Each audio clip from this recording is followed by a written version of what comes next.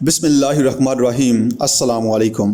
اللہ رب العزت سے دعا ہے کہ اے اللہ، تمام تعریفیں اور بڑائیاں صرف تیرے ہی لیے ہیں اور تیرا کوئی شریک نہیں۔ بے شک ہم ظالموں میں سے ہیں اور تیری ذات ہر عیب سے پاک ہے۔ اے دیکھنے والے، تو دیکھ رہا ہے کہ ہماری صفیں ٹوٹ کر بکھر چکی ہیں۔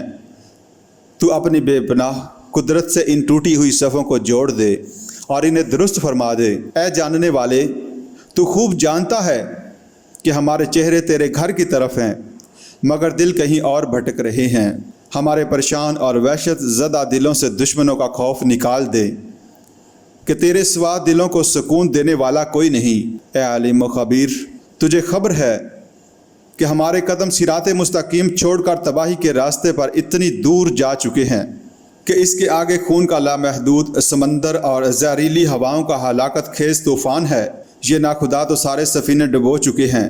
اب تیرے سوا کشتی اسلام کا کوئی محافظ و نگہبان نہیں۔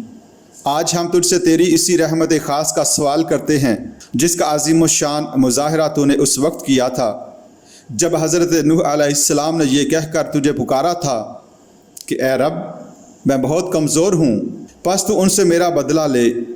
اے سننے والے، آج ہم بھی تجھ سے یہی فریاد کرتے ہیں کہ سفینہ اسلام کو امن اور عافیت کے ساحل تک پہنچا دے، کہ یہ خون ریز ہوائیں بھی تیرے حکم کی تابع ہیں اور سمندر کی سرکش موجیں بھی۔ آج ملت اسلامیہ سازشوں اور فتنوں کے شعلوں میں گھری ہوئی ہے۔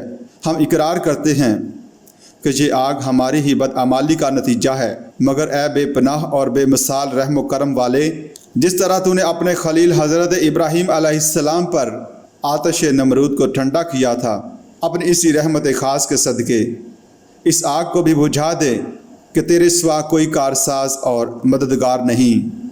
اے اللہ، ہم تجھے رحمت للعالمین صلی اللہ علیہ وآلہ وسلم کا واسطہ دیتے ہیں کہ جن کے صدقے میں تو نے ہمیں بہترین امت بنایا تھا، مگر ہم تیری نافرمانیوں اور تیرے حبیب صلی اللہ علیہ وآلہ وسلم سے بے وفائیوں کے سبب بدترین امت بن کر رہ گئے۔ ہمیں غربت و افلاس اور ذلت و رسوائی کے ان اندھیرے گاروں سے نکال کے تیرے سوا کوئی مشکل کشا نہیں، کوئی دستگیر نہیں۔ اے اللہ، ہم وقت کی عدالت میں تنہا کھڑے ہیں، ہمارا کوئی وکیل اور ترجمان نہیں۔ بے شک تو ہی ہمارا وکیل ہے۔